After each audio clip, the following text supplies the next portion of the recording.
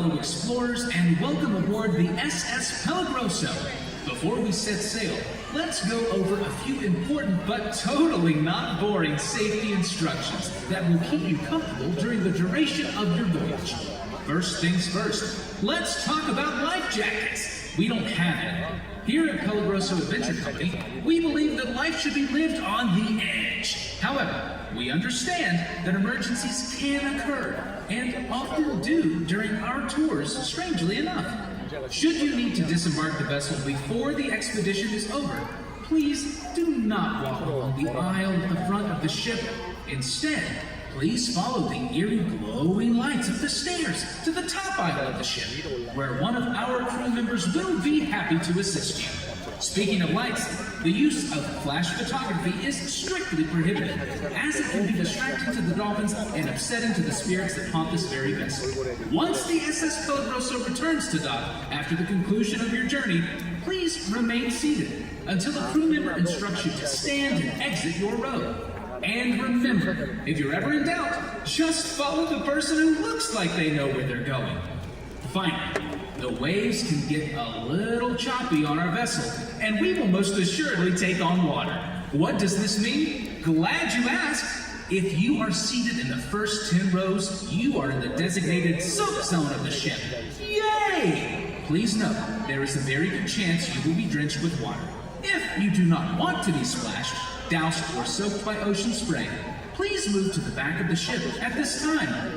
Thank you for voluntarily participating in the muster announcement for your tour, even though it's legally required by law after our last tour went sideways. Happy sailing and good luck! I mean, bon voyage!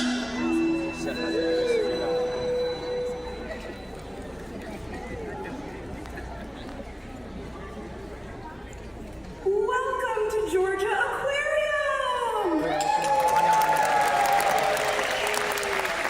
And welcome aboard the SS Peligroso. My name's Max, and I'll be the guide for your tour today. And sailing with us is our resident animal expert and zoologist, Ruth.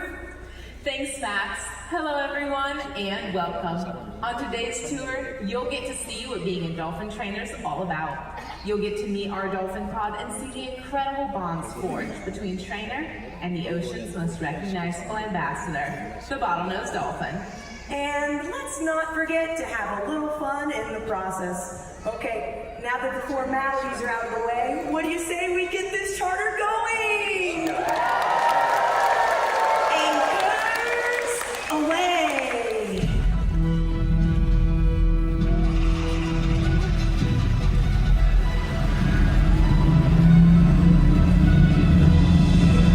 Thank you for choosing Peligroso Adventure Company for all your expedition needs.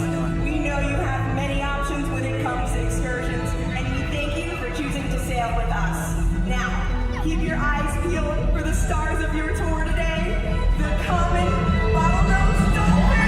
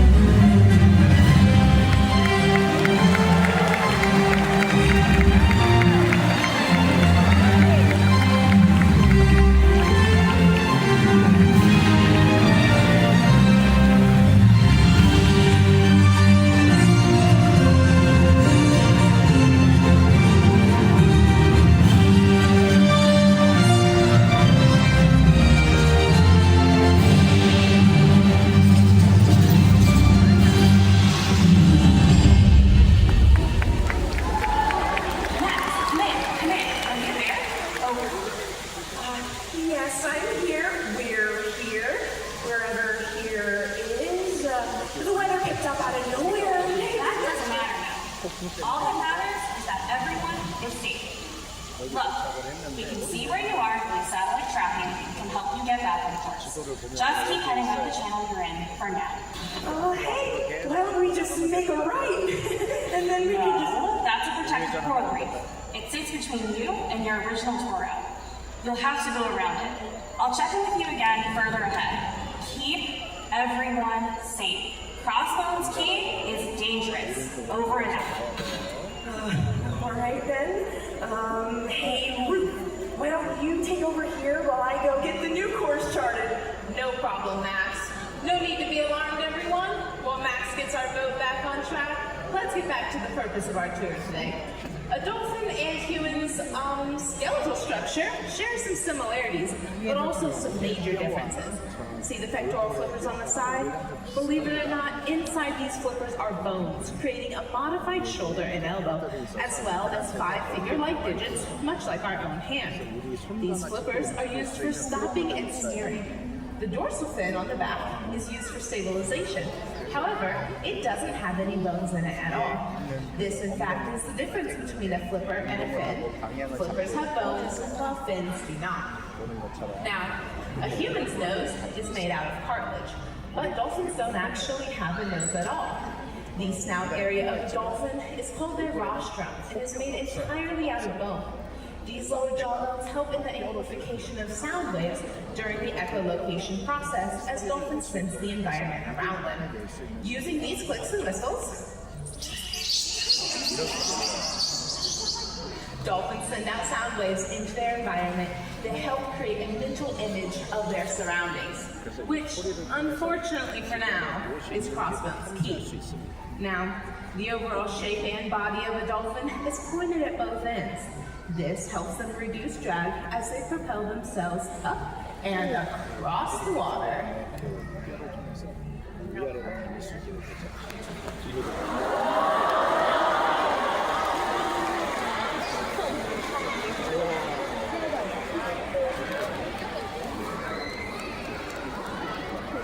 Okay, Max, we've got some good news and bad news.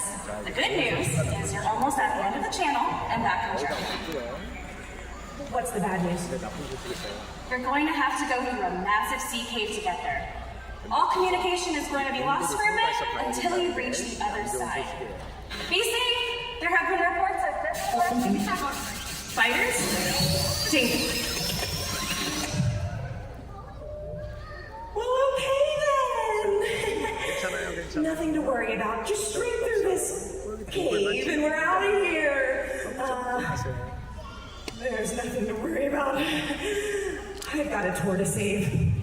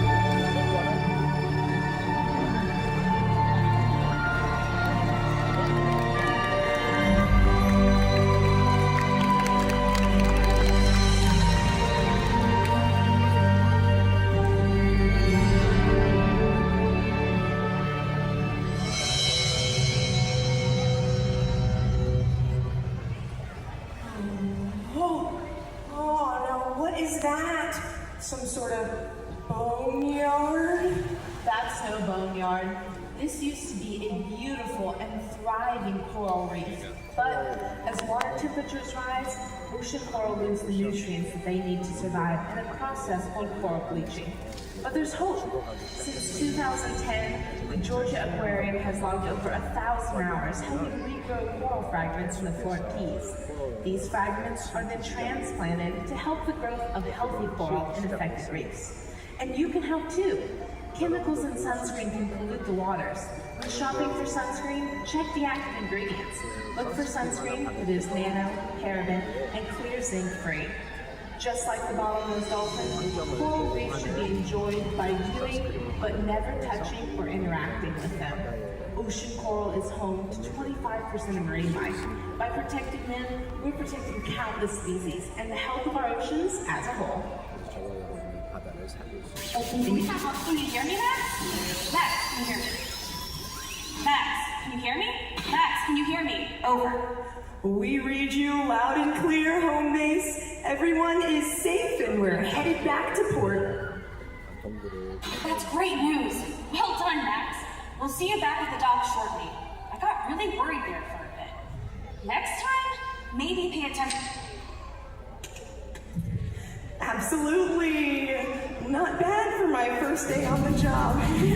Oh, what do you say we try this one more time? Here goes nothing!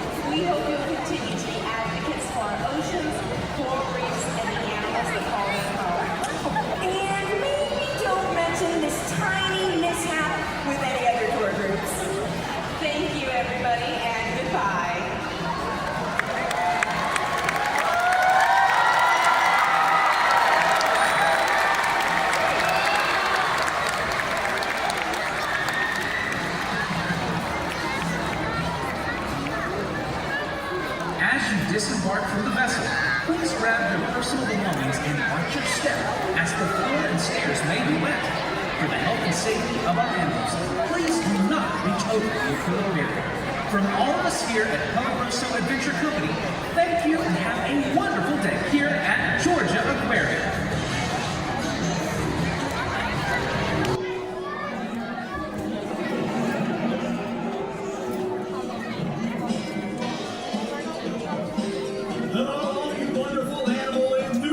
And welcome to today's live taping of Saltwater Showdown! Sponsored by Truist and filmed exclusively here at Truist Sea Lion Studio.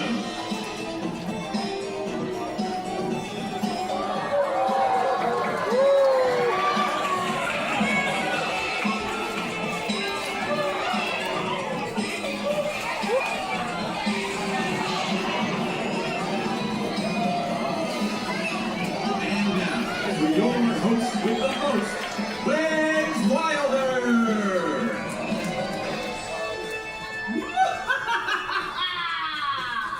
Thank you, and hello, everyone! Today we have a spine-chilling surprise as our celebrity sea lions are competing to support causes that are near and dear to our ocean's ecosystem. I think that's truly amazing! Without further ado, let's welcome to the stage our spectacular sea lion team. Good morning, everyone! My name is Susie, and this is Team Neptune. Hello, everyone. My name is Lindsay, and we are Team Diego. Now let's keep that round of applause going for all of our sea lion stars. What an impressive cast of characters. Let's take a moment to learn a little about each sea lion star and why they're playing today. Starting up here, we are going to have Diego, our oldest and largest contestant here today, at 21 years old. We are definitely going to crush the competition here today because the older the wiser. We are playing today for ocean ecological research, because the more we know about our world's oceans, the more we can do to protect and preserve them. Next up on the left-hand side, we have Neptune. He is another one of our rescued sea lions, and he's currently 12 years old. But unfortunately, his story starts way back, and it is a little unfortunate compared to some of our other sea lions. When Neptune was first stranded, he was found with some discarded fishing hooks embedded in his front flippers. But upon further investigation, if you take a look to your nearest screen, you're going to see his x-rays. They show that Neptune, he's living to this day with bullet fragments in his head. Safe to say, he came in contact with some folks who are not as fond of sea lions as we are here. That's the very reason why today we are so honored to play to support rescue, rehabilitation, and release efforts along the coast of California. Without those very facilities, neither Neptune or Diego would have been given that second chance at life, the opportunity to be ambassadors for their species, and the chance to play in Saltwater Showdown at their forever home, Georgia Aquarium. As our sea lions make their way back to the stage, it's time for our first terrifying round to begin! Brain Blast!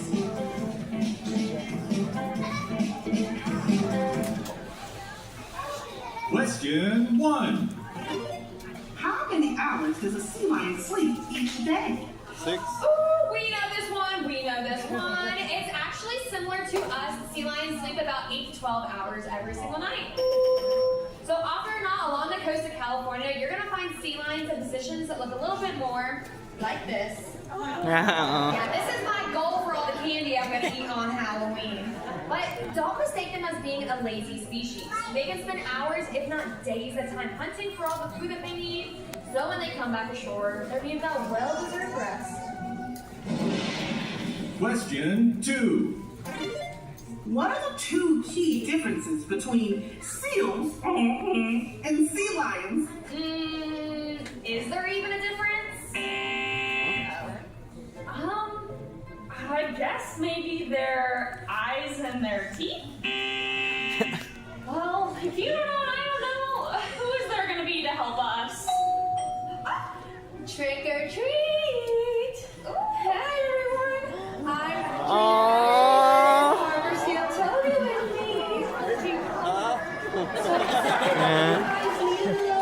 Figuring out what the differences between sea lions and seals are, and I'm sure now that we have Toby out here, we might see a few differences. The first is their ears and their hips. That's right. If you look at your nearest sea lion, you're going to see they have a cute little Tootsie Roll-like object hanging out behind their eyes. That is their ear flaps, and they are external just like you and I are. Where Toby here just has a pinhole about an inch behind the eye. But my favorite way to tell them apart is the way that they move on land. Sea lions have the ability to put their hind flippers up underneath their body and walk on all fours, which is great for moving forwards, but even better for taking things in reverse. Excellent job. Now Toby here can back it up as well, but it does look a little bit different because he's going to be using his abdominal muscles, which is why for our Halloween costume this year we're going as the worm.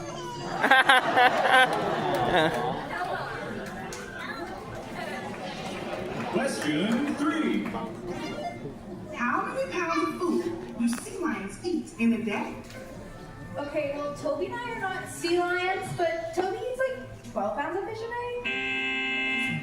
What?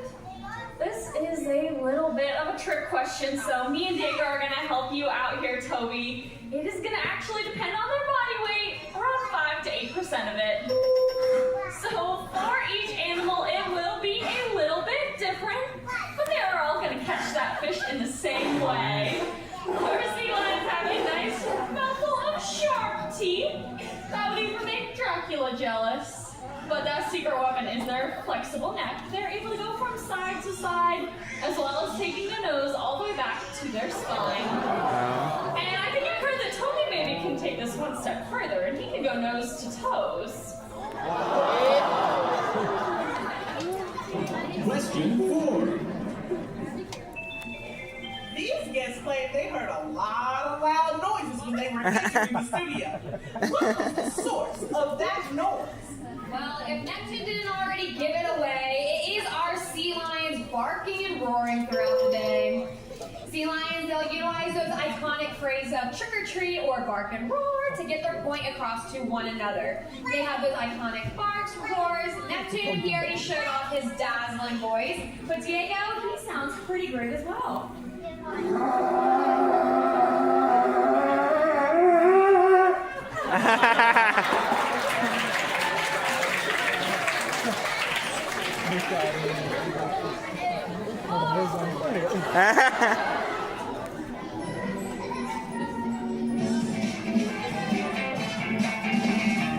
That was the final riveting question of Brain Blast!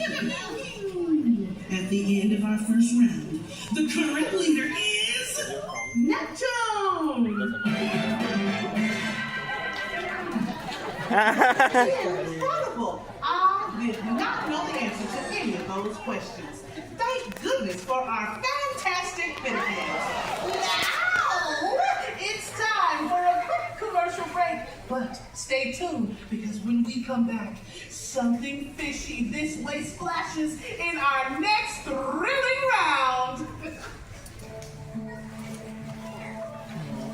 More and more sea lions are found stranded along California's coast, malnourished and dehydrated.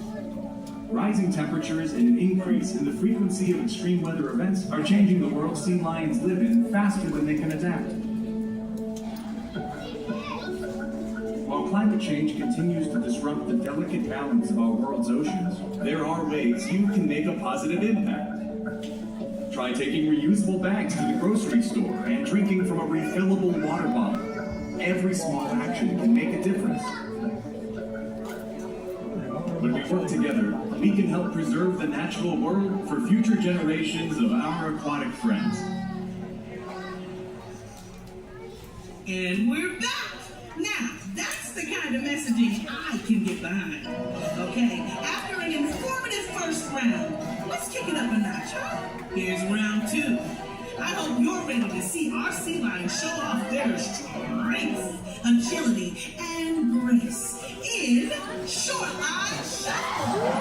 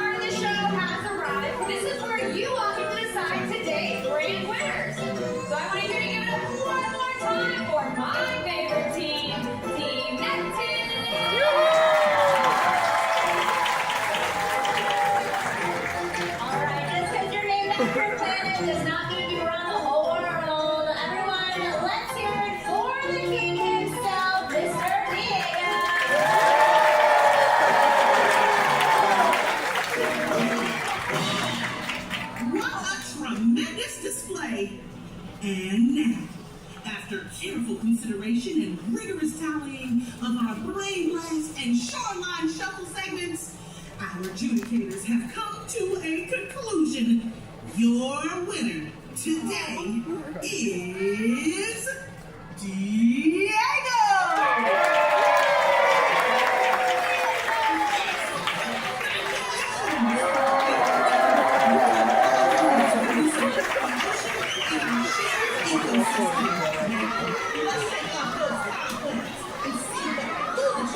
We've all selected for our big finale.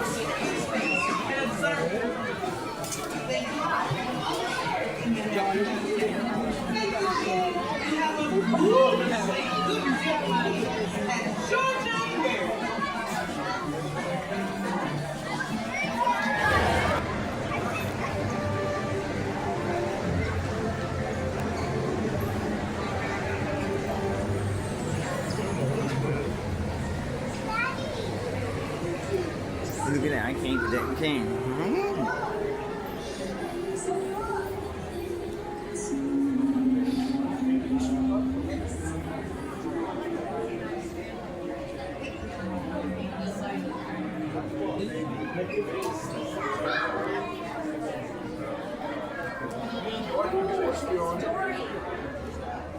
I see Dory. You point out Dory for me. Do you see her? You see Dory? Very good.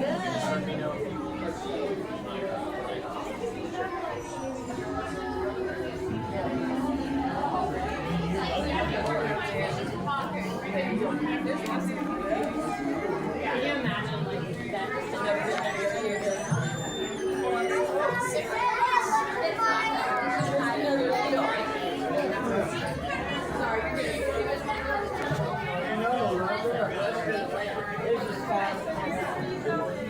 Then you wrap yourself around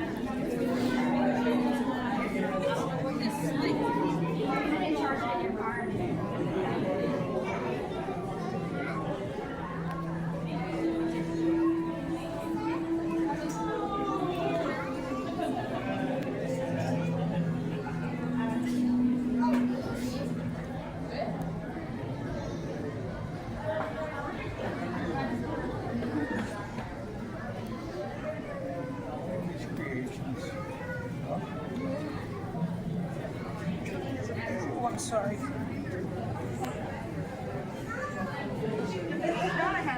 Kind of like a brain. And they move and they breathe and they suck up the water.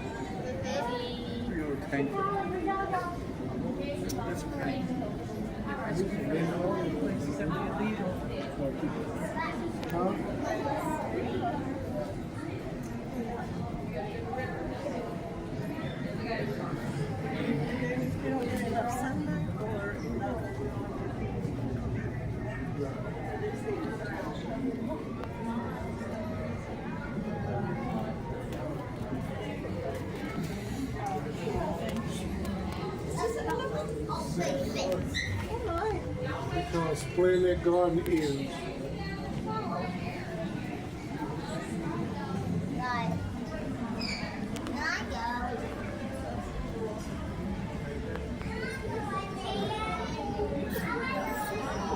Oh my goodness! There's baby starfish. Oh, Ivy. Good call, kiddo. 3, 4. Oh my gosh.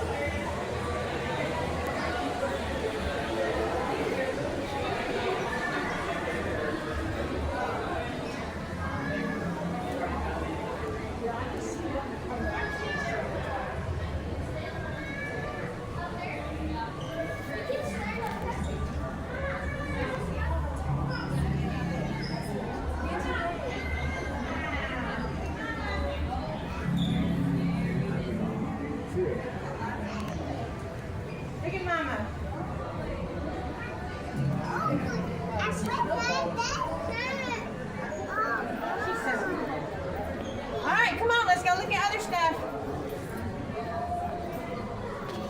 What is it, Dallas?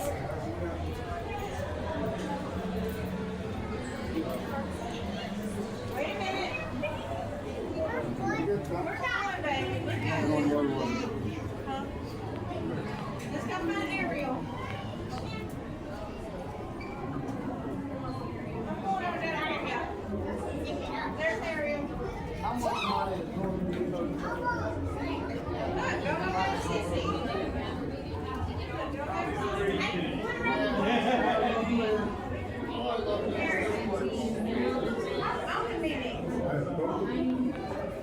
Because that's what strokers can't go on it.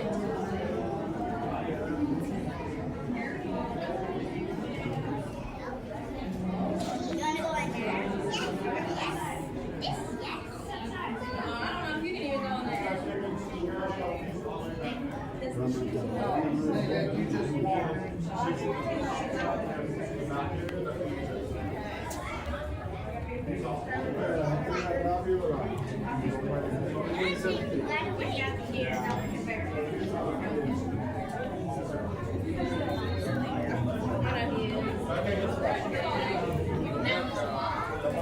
Alright, team, Bubba's got you.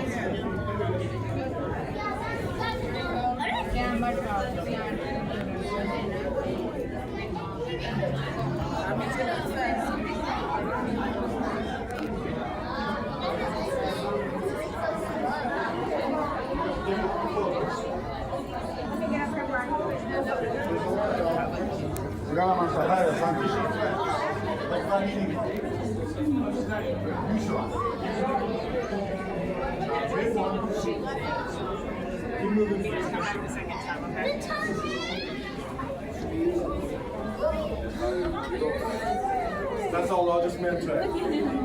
That's about 20 feet long. My name is Zula. And then this is Blue. I named after the Jurassic Park. Matways. That's named after the Velociraptor. This is Jurassic Park, you know. That's the Velociraptor. So we named it after the Velociraptor. Now it's the Matways. And they don't have any stings. So the stingers. Matways cannot sting. So they're just giants. That's put them in Hawaii. That's where they do their dance, like those calls that you see and they flip on them. Down to slice it. There's a giant Google. There's a giant Google. Oh, those ones that you put Cajun seasoning in. You know, some mayonnaise and hot sauce and good stuff like Cajun mustard.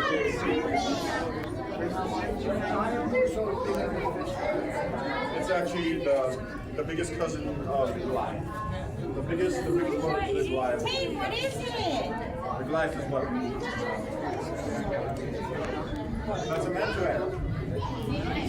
That's about 19 feet. She came to us from South Africa.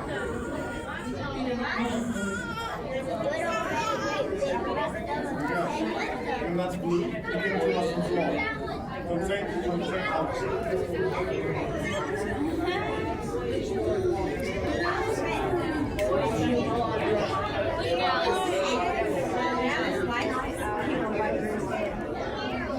Lily's like, we were just here 2 days ago. Look at the big stingray. Yeah.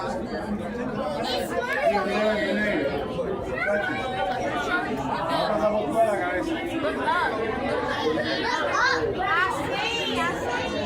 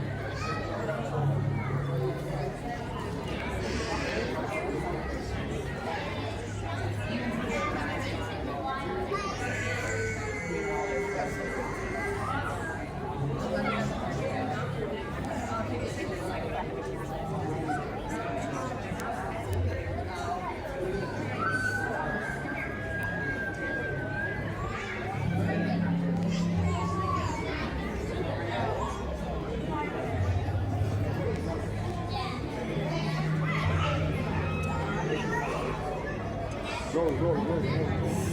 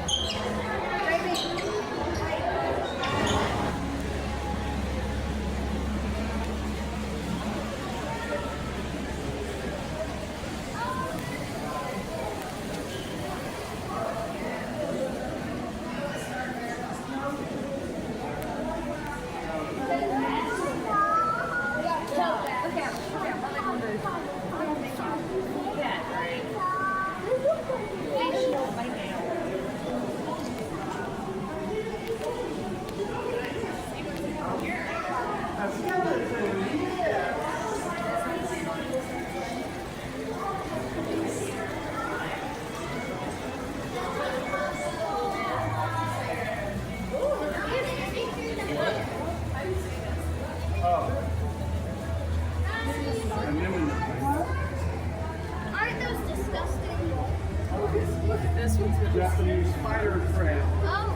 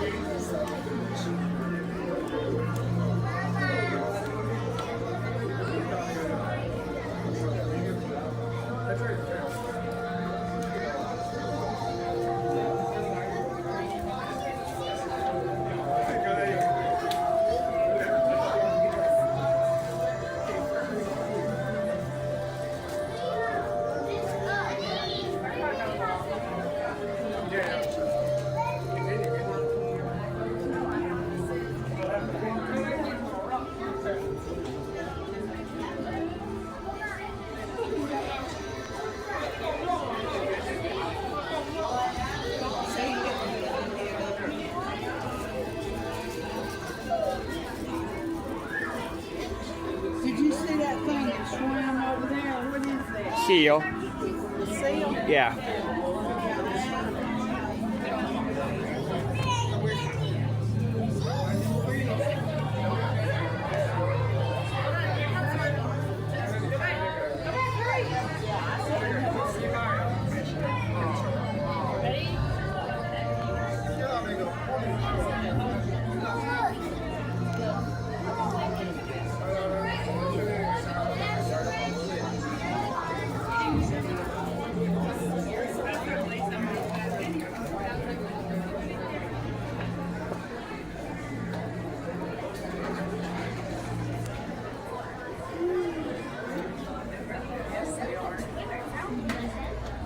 Like they put on a show. Yeah. I love the snuggle one. It's a little silver cat. Look, I love how he grew up as a little tiny cat.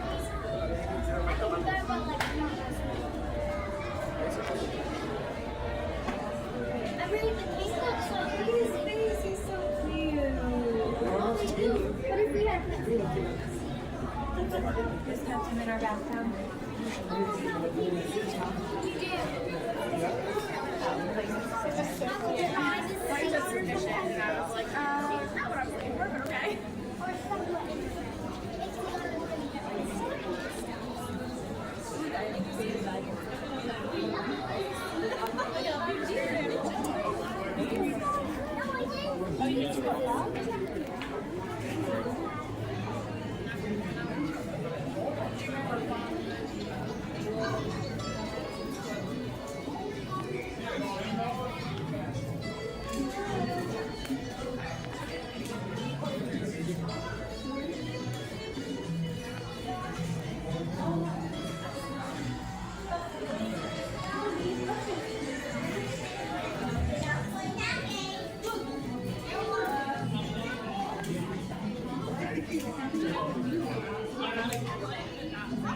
Look at it, we're on top of the water slide. Look at him like a guy. Oh, look at him. Look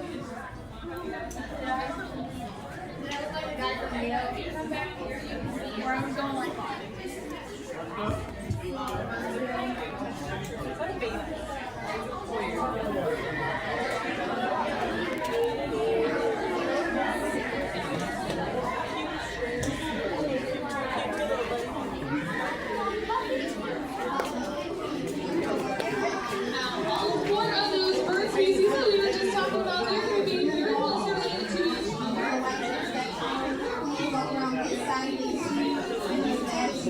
If you are a parent and you just want to take pictures, you're more than welcome to walk around this side closer to the exhibit to take those pictures. But if you would like to use that tunnel, please walk around this side of me by the blue wall to go into the tunnel.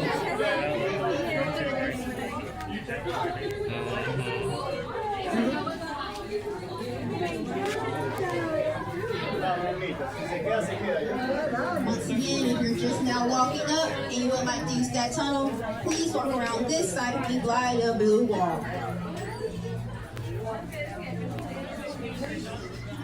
If you're a parent and you just want to take pictures, you're more than welcome to walk on either side of it, but please be closer to the exhibit so you can take those pictures.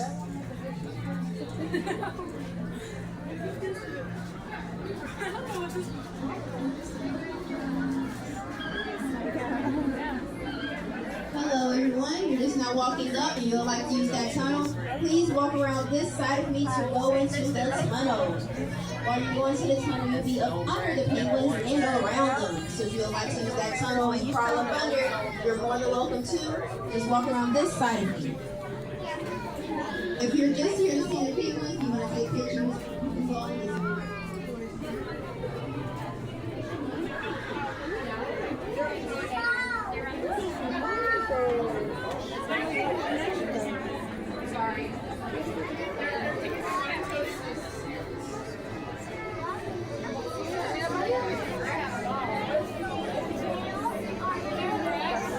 Parece que estuviera parada. Está parada haciendo daño.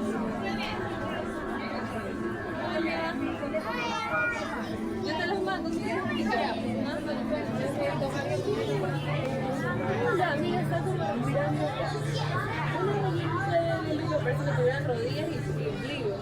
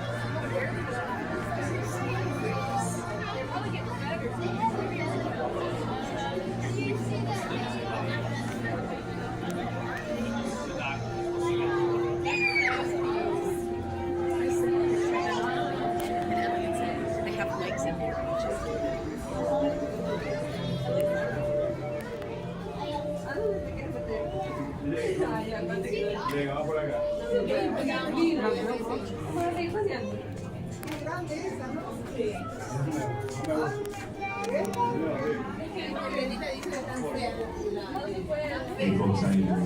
My name's Peter. I'm over here kind of behind you. So I just want to mention that's actually our trainers working with our beluga whales up there right now, and they're probably getting a snack, a little enrichment up there. And I see Miss Maple coming out of the back area. So this habitat's 800,000 gallons. Around that corner leads to a gate. It's at our medical habitat. We actually can raise the floor up for quick health assessments.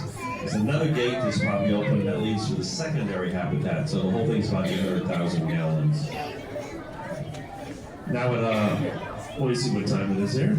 At 1:15, I will be doing an official beluga narration, and I'll be up front doing that. We'll get into some details about beluga whales and their ecology. So if you want to wait around a few more minutes, we'll do that. Looks like that's our male Nunavik. He's just kind of sliding around looking what's going on up there. So we have one boy and 4 females in there. And they range in age from the probably early mid-20s down to a little over 5.5 years old. That's our calf Shyla is the youngest one. And we have 3 of the harbor seals. That looks like Rose there. 2 males, Floyd and Survey. There they all are. So the one's a little smaller is Rose. The 2 boys are a little bigger. And it's Floyd, Survey, and Rose. And they've been here 16 years. They've been here 3 years over now. And they get along great with the beluga. So that's Miss Maple. She's putting her head against the window. She can hear you that way a little bit. She really likes to be the center of attention, so wave at her. She's like, oh, I am so cool. Notice how slim she is? She didn't have those fat rails. I swear she does that on purpose. She's our big round girl. And her name is Maple. So again, I'm going to get off the mic for a minute here. A couple more minutes, I'll get back on. We'll do our official beluga narration.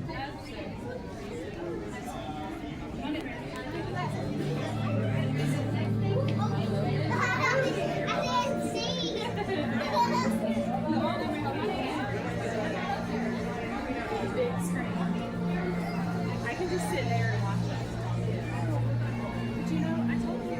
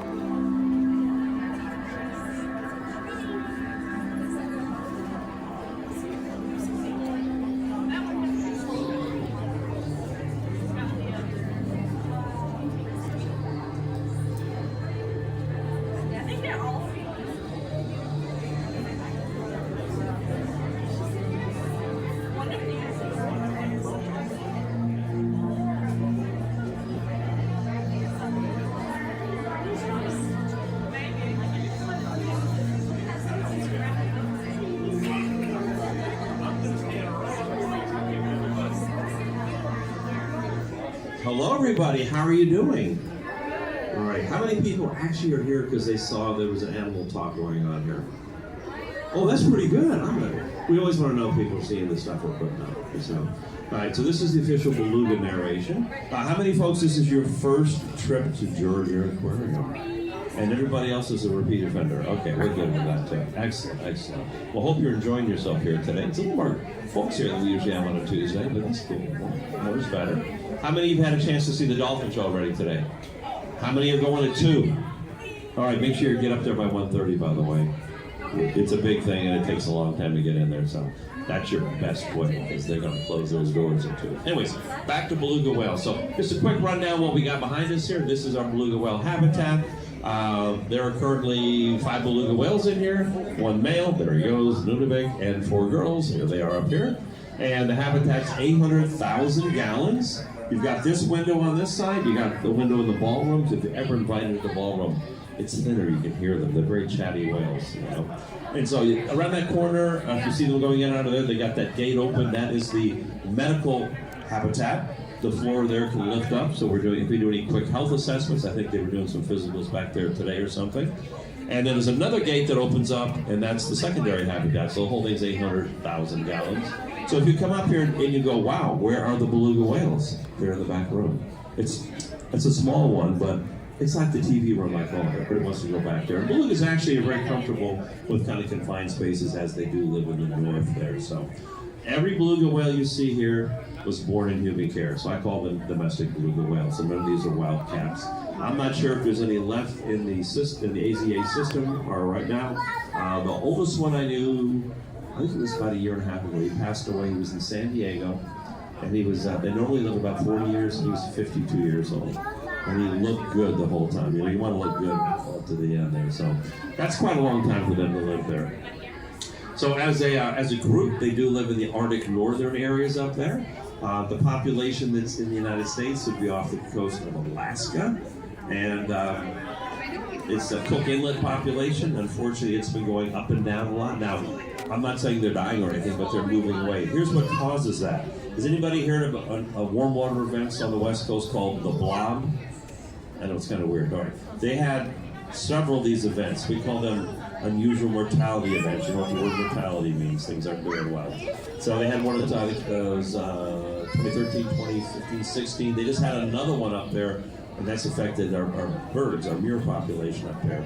But what will happen is the water warms up, and it's usually like this 1,000-mile round area, about 300 foot deep, and the water temperature can be anywhere from 4 to 10 degrees above normal. So we're actually seeing algae blooms. We shouldn't see that. Algae shouldn't be up there. But what it's causing is it gets toxic because the algae gets upset, we'll say, and it gives off toxins. And what will happen then is the big fish go away and the other fish have to chase it. So let's say you got 500 beluga whales living in Cook Inlet, all of a sudden you got 200. It's because they moved away to try to find more food. So that's one of the issues. So the major population in North America that you're going to be able to actually see and interact with is going to be in Hudson Bay, particularly Churchill, which is kind of, if you take Hudson Bay and look about 9 o'clock, it's Churchill there. You have to fly or take a several-day train ride up there, but it's pretty much geared around ecotourism right now. In the summertime, that means like July, August, you can actually go out on boats or get in the water with them. I see people now paddleboarding with them. It's the only population of wild beluga whales that do not seem to be afraid of man. And I was listening, they have every week they have a boat that goes out with cameras and they talk to a scientist, and it's online on explore.org. So I was listening to her, and she said that reason is probably because none of them are alive that remember being hunted by humans. The other populations aren't quite so now these in Hudson Bay do come from around Greenland, so you think they would have a little experience of being hunted, but they seem to be very friendly with people. They're very curious. They come right up to you in the water right there.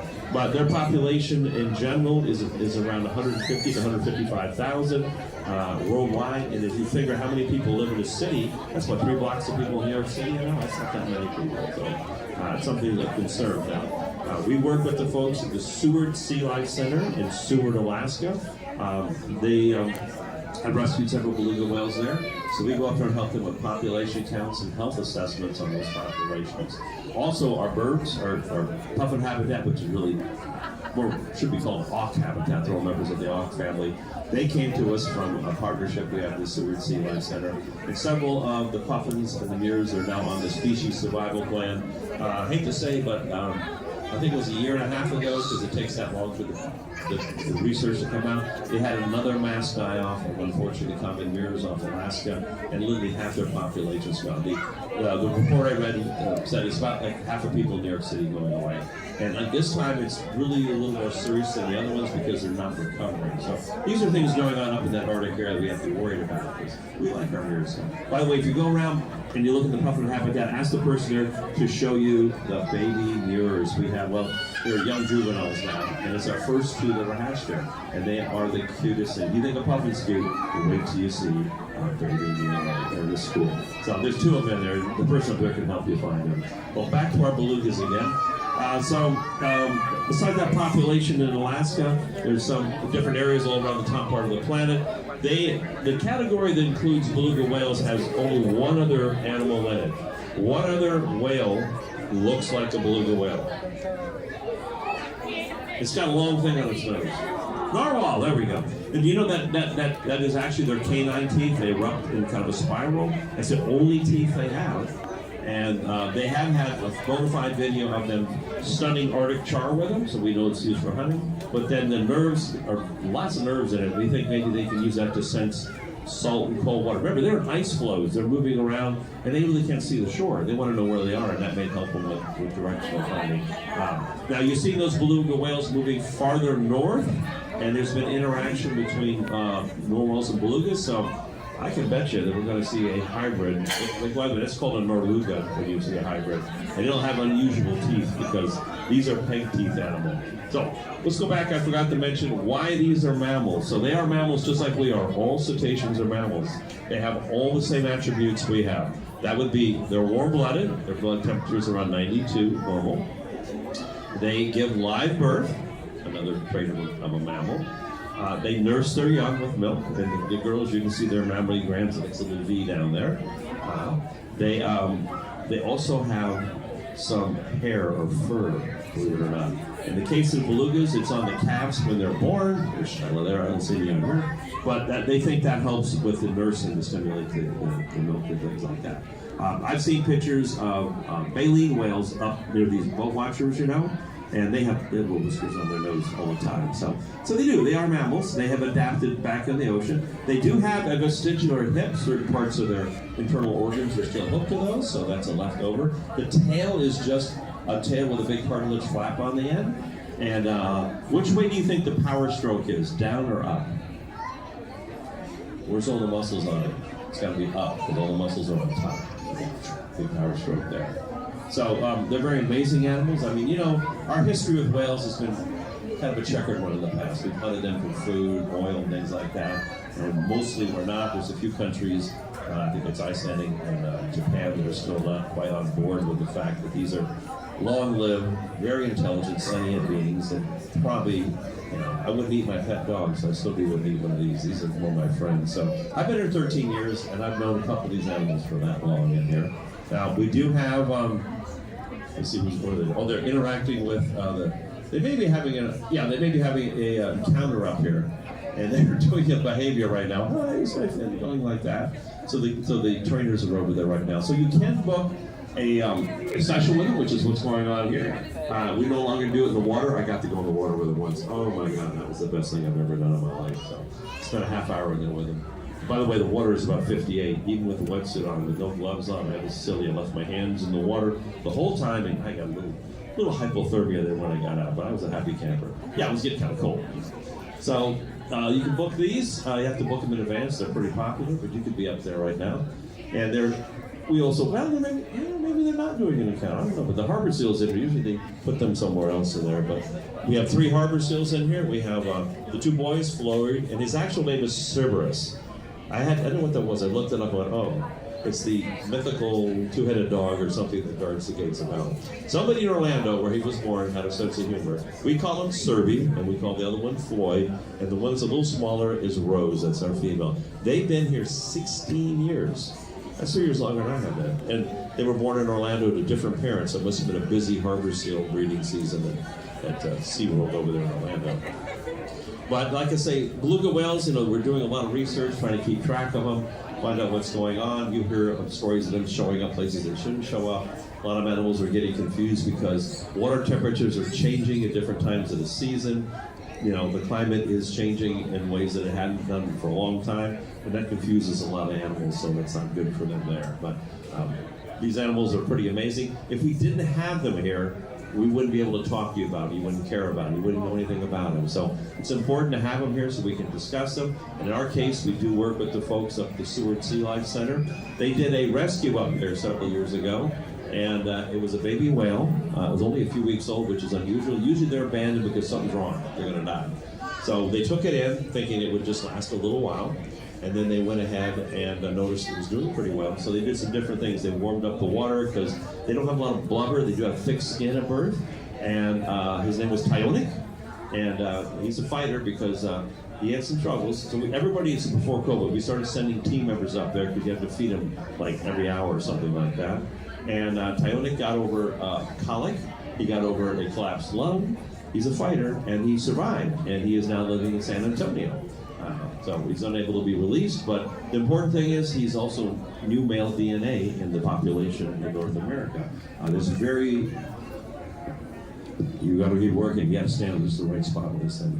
Yeah, a very limited amount of whales in human care, so we have to watch how the DNA. You can't have, somebody's a brother and sister, of course, in the same habitat breeding there. So we were very careful about that. So I want to ask: does anybody have any questions at all? You've been so quiet out here. Work. You think this might would work all the time. Only if I stand right here. So, no questions at all? No? Yes, here's one right here. Go.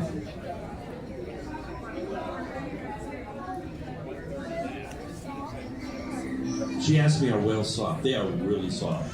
So it's kind of like, I touched a dolphin and a whale. The whale's a little smoother. Dolphin feels like you're touching a wetsuit. Some people say it's like a boiled egg that you peel, but I thought it felt more like a wetsuit. And here's the weird thing, is when I put my hand on them, this is my personal experiment, I said, I want to see if I feel any heat coming off this animal. Because they have like a centimeter of skin and maybe up to 10 centimeters of blubber. They put on more if it gets colder out. I tried that, it doesn't help me out at all, it's so cold. But that keeps them warmer. And I put my hand against them, and I couldn't feel any heat coming off them. Well, they're super insulated. They're keeping all that heat in. You also notice they have small fins, and they have no dorsal fin. They have just a ridge, and that's by design because they live in extremely cold environments, and that smaller fin helps keep the body temperature in. That ridge is tough, so they live where there's ice, and they may have to break through the ice to get a breathing hole there. You've probably seen some reports in the past because ice flows are moving at different times, where we actually have to send out people with chainsaws and/or the Russians or somebody came up with an icebreaker to help these beluga whales get to where they needed to go. Because if they kept going under the water, they wouldn't be able to get out and drown. Because remember, they do breathe air, just like we do. Forgot to mention that. Another mammal trait, they breathe air. So we have to make sure they can get around. But things are changing, and it's getting harder and harder for the animals to figure out what's going on, so they're moving around a bit up there. But yes, they're very fun to touch. It's like a cold wetsuit there.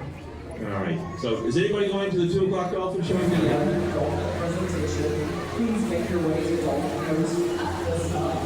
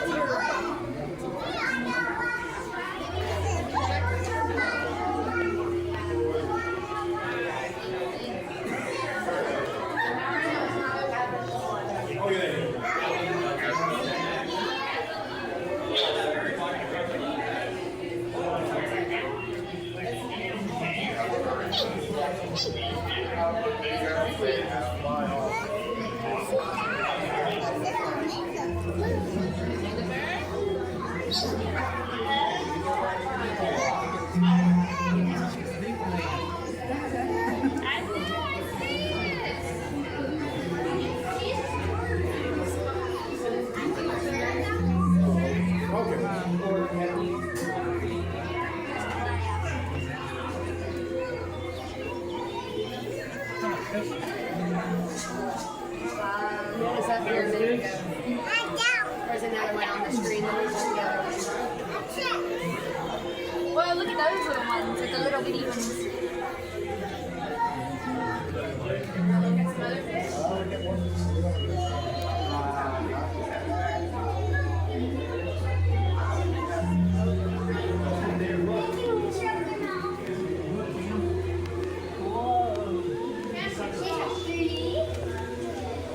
Yeah, that's a great idea.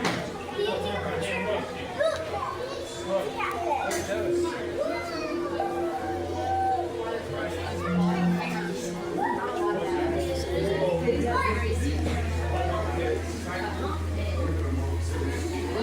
at all those fish, dude. There's so many fish in there.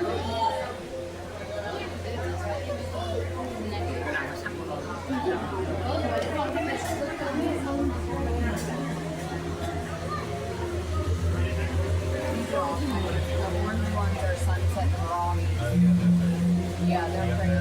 I had something die. What about these breaks?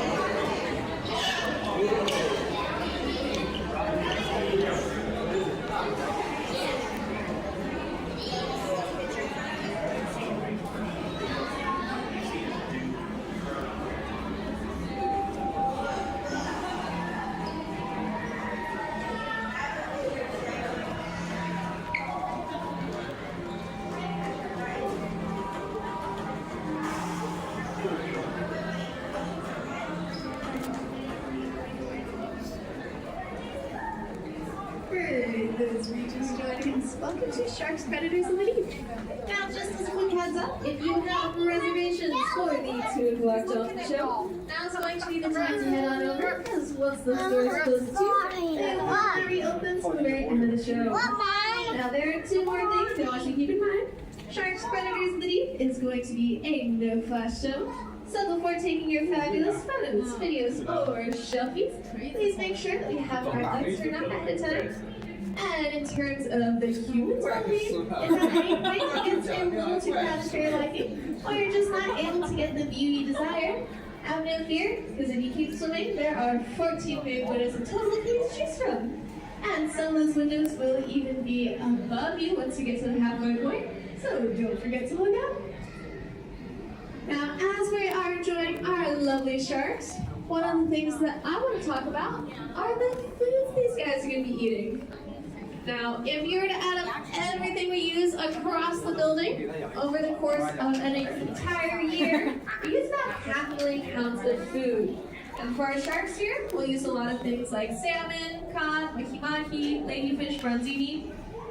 Now, because we are going through so much food, it's really important we understand where that food is coming from and how it is collected, as different types of fishing and agriculture have different impacts on their surroundings. So we want to make sure that impact we have is a positive one.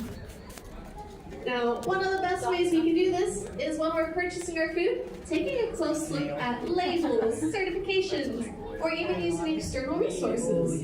Now, are any of us seafood fans by chance? I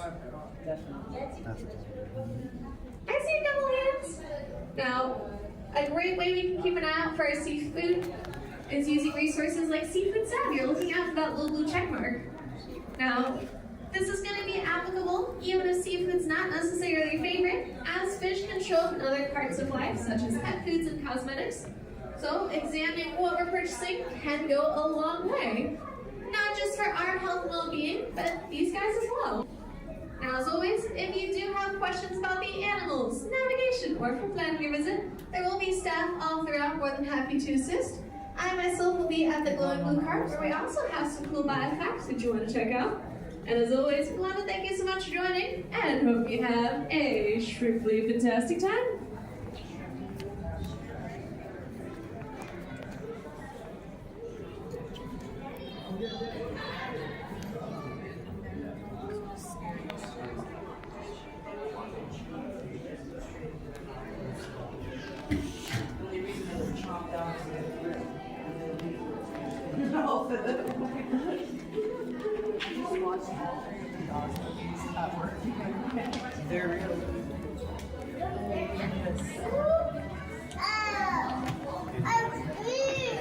You see him? What are those fish doing over there? You love the shark.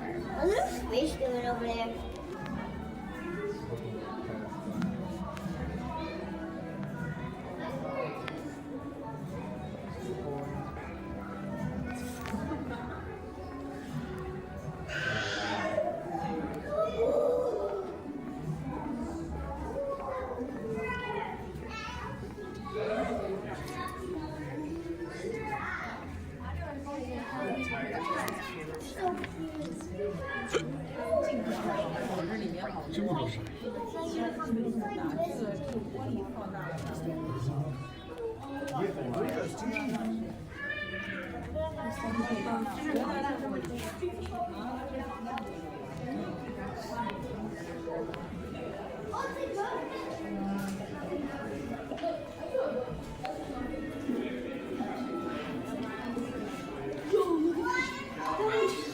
What if I just do this?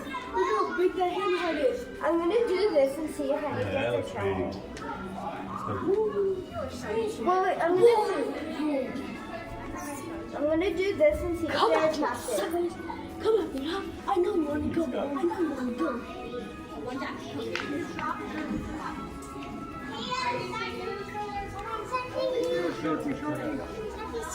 它也不走远，这堆小鱼就在这片后边。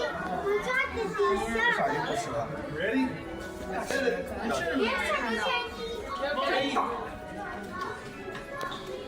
我要浮潜，看着上游上游。我下面也不会接人，只有那个大白鲨。只有这个，它也会。它不会，它不会转。They're feeding it.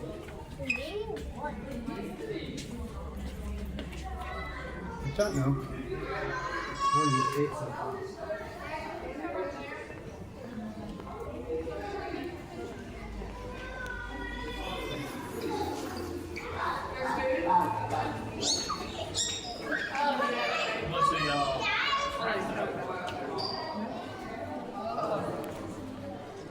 No, I thought they fed them right there.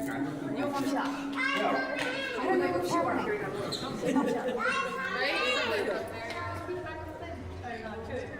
你们两个交给上一回，来就得给上一回。